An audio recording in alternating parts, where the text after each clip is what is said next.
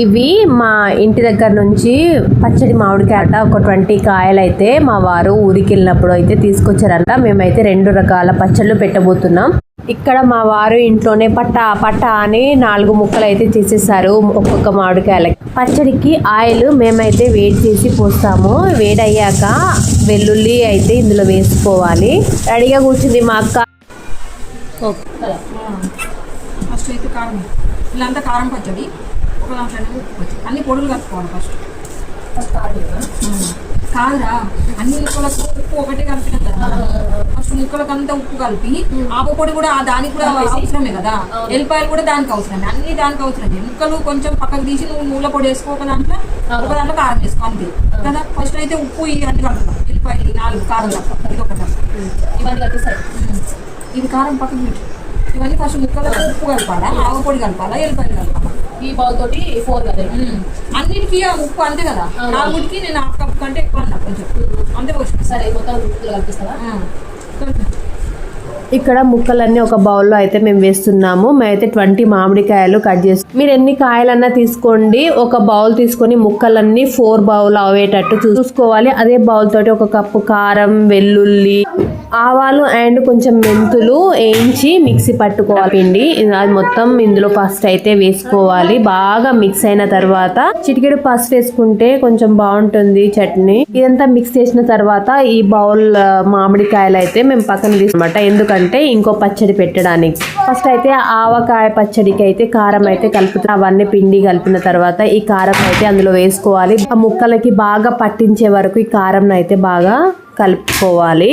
ఇలా మా అక్క కలుపుతుంది కదా, ఇలా స్పూన్తో అయినా చేయితో అయినా కలుపుకోవచ్చు.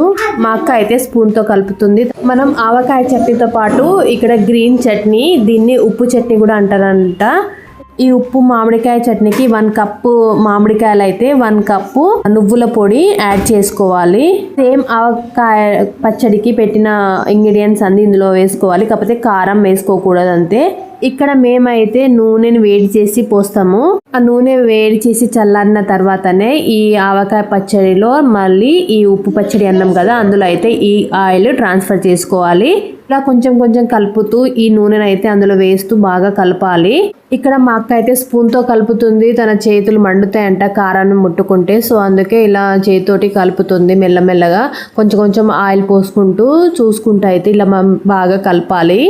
ఈ ఉప్పు పచ్చడి అనేది మా అద్వైత్ కోసం అన్నమాట మేము చేస్తున్నది. అద్వైత్ కారం తినడు కదా, సో తనకైతే మా అద్వైత్ కోసమే ఈ స్పెషల్ పచ్చడి స్వయంగా మా అక్కతో అయితే చేపిస్తున్నాను. ఫస్ట్ టైం వాడు ఈ అక్క వాళ్ళ ఇంట్లో టేస్ట్ చూసాడు, బాగా నచ్చింది వాడికి. సో అందుకే మా అక్కను పిలిపించి మరీ ఈ చట్నీ అయితే నేను పెట్టిస్తున్నాను. ఇక్కడ ఉప్పు పచ్చడికి అన్ని సరిపోయా లేదా అని మేమైతే ఇక్కడ టేస్ట్ చూసాము. చాలా బాగా కుదిరింది, సూపర్ గా వచ్చింది టేస్ట్ అయితే. మీరు కూడా ఈ ఉప్పు పచ్చడి అయితే ట్రై చేయండి, చాలా బాగుంటుంది. ఎప్పుడైనా మన దోశలో అయినా చపాతీలో అయినా సూపర్ గా ఉంటుంది ఈ పచ్చడి. ఇక్కడ మా ఆవకాయ పచ్చడి కూడా రెడీ అయిపోయింది. సో మేము ఇక్కడ అయితే జాడీలో అయితే ట్రాన్స్ఫర్ చేసేస్తున్నాము.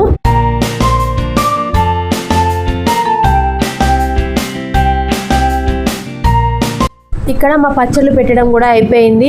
పచ్చడి పెట్టడం స్టార్ట్ చేసాము, అక్కడ అన్నం కూడా పెట్టేసామన్నమాట. ఎందుకంటే వేడివేడి అన్నంలో ఈ పచ్చడి కలిపిన కారం ఉంటుంది కదా, అది కలిపి తింటే ఏమన్నా ఉంటుందా. ఇక్కడ మా అక్క అయితే ఆవకాయ పచ్చడి కారంలో ఈ అన్నం వేసి కలిపేస్తుంది. నేనేమో ఈ ఉప్పు పచ్చడిలో అయితే అన్నం కలిపి నేను ఫస్ట్ ముద్ద నేను తింటున్నాను.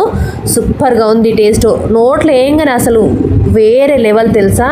మీరు కూడా ఎప్పుడు ట్రై చేయలేదు. నేనైతే ఈ పచ్చడి నేను ఫస్ట్ మా అక్క వాళ్ళ ఇంట్లో తిన్నాను కాబట్టి మరీ కావాలని పెట్టించుకున్నాను. సూపర్గా ఉంది.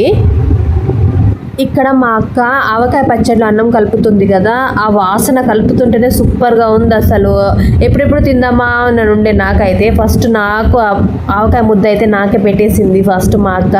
నేనే ట్రై చేసా ఫస్ట్ ఆవకాయ, ఫస్ట్ ముద్ద నేనే మా ఇంట్లో.